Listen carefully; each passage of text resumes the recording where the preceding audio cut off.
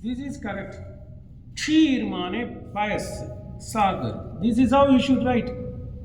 How does he say? Because he speaks, Tulsidas speaks in gram. He wants to speak in the local tongue, gram gir mein, gram gira mein. He changes it as cheer.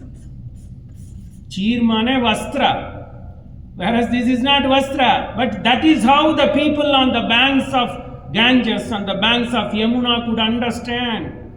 First and foremost, the purpose of Bhakti Kavya is to unite the people. Cheer Sagar Sayana Sada Seer Sagar Sayana.